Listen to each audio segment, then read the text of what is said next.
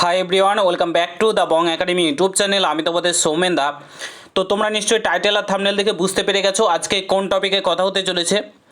তো আজকে তোমাদেরকে বলতে চলেছি এই যে তোমাদের রিকমেন্ডটা রয়েছে, যার জন্য তোমরা এত কষ্ট এত পরিশ্রম করছো, recommend to the post of constable in West Bengal police 2024, এই যে রিকমেন্ডটা রয়েছে তোমাদের ডাব্লিউবিপি কনস্টেবলে। এখানে সর্বমোট কত ফর্ম ফিল আপ হচ্ছে তোমরা সকলে জানো, 10 লাখ, অর্থাৎ 10 লাখ কাছাকাছি 10 লাখের কাছাকাছি তোমাদের কিন্তু এটার ফর্ম ফিল আপ হয়েছে। ঠিক আছে, তো এই যে 10 লাখ ফর্ম ফিল আপ হয়েছে আর যে শূন্যপদটা রয়েছে, তো তোমাদের একটা সিটের জন্য কতজন লড়বে, মানে তুমি যে লড়ছো, মানে একটা সিট যে রয়েছে ভ্যাকান্সি টোটাল যতটা রয়েছে তার সঙ্গে যে একটা সিট রয়েছে, তো একটা সিটের জন্য কতজন তোমার সঙ্গে লড়বে এবং তাদেরকে তোমাকে কিন্তু হারাতে হবে, দিয়ে তোমাকে চাকরিটা কিন্তু পেতে হবে। তো কতজন লড়বে, সেফ স্কোর কত হতে চলেছে, কত তুমি টার্গেট রাখবে, কিভাবে পড়াশোনা করবে, সব কিছু নিয়ে আজকের এই ভিডিওটা। মেনলি যে বিষয়টা বলবো সেটা হচ্ছে একটা সিটের জন্য কতজন লড়বে। ঠিক আছে, তো পুরো ভিডিওটা দেখার চেষ্টা করবে। আর তোমরা যদি এই চ্যানেলে নতুন হয়ে থাকো, অতি অবশ্যই চ্যানেলটাকে সাবস্ক্রাইব করে পাশে থাকা বেল আইকনটাকে প্রেস করে দেবে।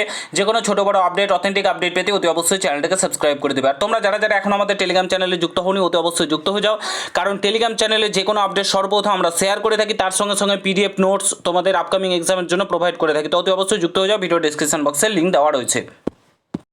তো অন স্ক্রিন তোমরা দেখতে পাচ্ছ, এটা হচ্ছে তোমাদের টোটাল শূন্যপদ। ঠিক আছে, তোমাদের টোটাল শূন্যপদ রয়েছে 8,212টি, এটা ছেলেদের। ঠিক আছে, আর মেয়েদের রয়েছে 3,537টি। টোটাল শূন্যপদ রয়েছে 11,749টি। এর জন্য আবেদন হয়েছে 10 লাখ, 10 লক্ষ আবেদন কিন্তু তোমাদের জমা পড়েছে। ঠিক আছে, তো কম্পিটিশান একটু বেশিই হবে, কারণ গত 3 থেকে 4 বছর কোনো রিকমেন্ড ছিল না। একটা কলকাতা পুলিশের মাঝে সাঝে রিকমেন্ড হয়েছে, তাও 1400 সামথিং, তোমাদের 2200 টোটাল শূন্যপদ ছিল, ছেলেদের 1400 সামথিং ছিল। তো সেখানেও কাট অফ প্রচুর হাই গেছে, তোমরা সকলেই জানো। তো কাট অফ মোটামুটি তোমাদের লেভেলের থাকবে, ভ্যাকান্সি যতই বেশি হোক না কেন কাট অফ একটা লেভেলের থাকবে। ঠিক আছে, তো তোমাদেরকে কিন্তু ভালোভাবে প্রিপারেশানটা নিতে হবে, একদম স্ট্যান্ডার্ড ওয়েতে।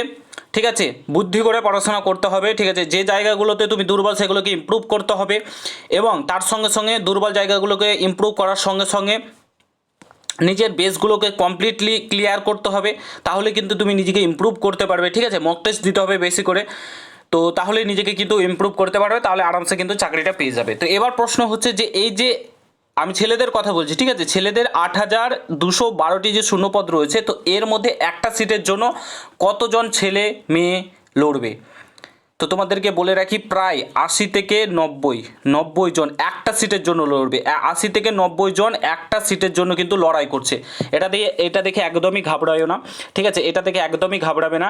তোমাদের যে 10 লক্ষ ফর্ম ফিল আপ জমা পড়েছে, এর মধ্যে খুব বেশি হলে ভালোভাবে যদি পড়াশোনা কেউ করছে, সেটা হচ্ছে 50 থেকে 60 হাজার জন। আমি তোমাদেরকে এইটুকুন ক্লিয়ার করে বলে দিচ্ছি, 50 থেকে 60 হাজার জন এখন লেভেলের পড়ছে।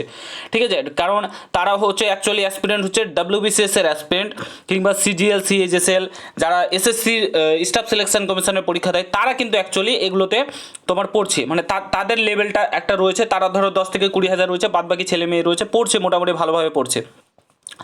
তার মধ্যে থেকে খুবই লেভেলে যারা পড়ছে তারা ধরে রাখতে পারো 20,000 প্লাস ধরে রাখতে পারো, এরকম ছেলে মেয়ে এরাই অ্যাকচুয়ালি চাকরিটা পাবে, চাকরিটা নিয়ে যাবে।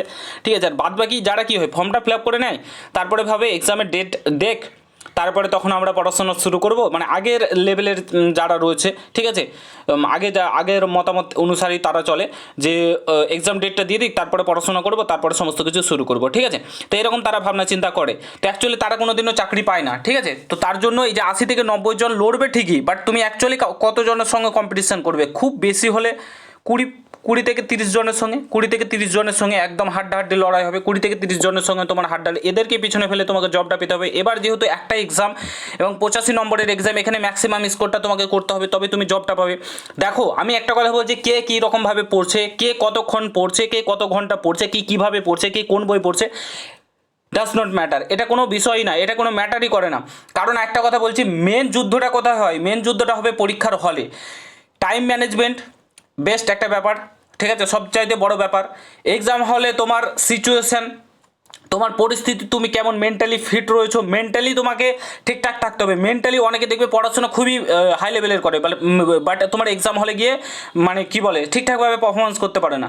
তো সেই কারণে এক্সাম হলে ওই খাতাতে ঠিকঠাক যে পারফরমেন্স করবে সেই জবটা অ্যাকচুয়ালি পাবে, ঠিক আছে। তো তোমাকে মেন্টালি স্ট্রং থাকতে হবে।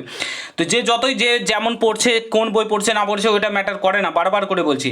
তো তার জন্য তোমাকে কিন্তু ওই বিষয়টার দিকে 20-30 জন যে হার্ডলি পড়াশোনা করছে এরাই যে চাকরি পাবে তার কোনো মানে নেই, ঠিক আছে।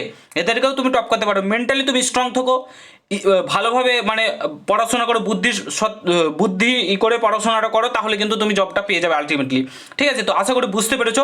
একটা ম্যাক্সিমাম টার্গেট তোমাদেরকে আমি আগেই বলেছিলাম 60 থেকে 65-র মধ্যে টার্গেট রাখার চেষ্টা করো, ঠিক আছে। এই নম্বরটা অনেকটাই কমে আসবে, ঠিক আছে। একটা মার্কস যখন টার্গেট করবে তখন অনেকটাই কমে চলে আসছে, ঠিক আছে।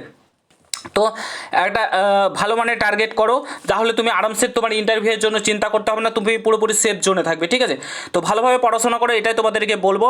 তোমার 20 থেকে 30 জনের মধ্যে তোমার যুদ্ধটা হতে চলেছে এবং হাড্ডাহাড্ডি যুদ্ধ হতে চলেছে, সেই লেভেলের পড়ো, ঠিক আছে। এখন আর কোনো দিকে কান দিও না, এখন জাস্ট প্রিপারেশনের দিকে ফোকাস দাও। এটুকুন আমি, তোমরা অনেকেই কমেন্ট করে জানতে চেয়েছিলে, তোমাদেরকে জানিয়ে দিলাম। তো ভালোভাবে পড়াশোনাটা করো, তাহলেই হবে। 60 থেকে 65-র মধ্যে টার্গেট রাখো, আরামসে তুমি চাকরি পাবে, কেউ তোমাকে থামাতে পারবে না, কারো দম নেই তোমাকে থামাবো, ঠিক আছে। 60 থেকে 65 টার্গেট রাখো, একটা এক্সাম যাই হোক হয়ে যাক না কোনো, ঠিক আছে। তুমি জিকে, ম্যাথ, রিজনিং, এখন ম্যাথ রিজনিংয়ে বেশি করে ফোকাস করো, ইংলিশটাকে ফোকাস করো, জিকেটাকে মোটামুটিভাবে পড়ো, ঠিক আছে। এইভাবে পড়াশোনা করো, আরামসে তুমি কিন্তু জবটা পেয়ে যাবে, ঠিক আছে। আশা করি বুঝতে পেরেছো ব্যাপারটা। এবং যদি ভিডিওটা ভালো লাগে এবং তোমাদেরকে যদি আমি ব্যাপারটা বোঝাতে পেরেছি, অবশ্যই একটা করে লাইক করো। তোমাদের ম্যাথ জিকের ক্লাস শুরু হয়ে গেছে, আমাদের চ্যানেলে ক্লাসগুলো চলছে, ঠিক আছে। এবং তোমাদের সুবিধাস বইয়ের ক্লাসগুলো করাচ্ছি, একটা ক্লাস এসছে রেশিও প্রপোর্শন থেকে, অনুপাত সমানুপাত থেকে, সেই ক্লাসগুলো ফলো করো, ঠিক আছে। প্রত্যেকটা ক্লাসই পরপর তোমাদেরকে করাবো, ঠিক আছে। আশা করি তোমাদের ভিডিওটা ভালো লেগেছে, ভালো লাগলে অবশ্যই সকলের সঙ্গে শেয়ার করো, চ্যানেলে নতুন হলে অবশ্যই সাবস্ক্রাইব করে যাও। দেখা হচ্ছে নতুন ভিডিওর সঙ্গে বন্ধুরা, গুড বাই, জয় হিন্দ, বন্দে মাতরম।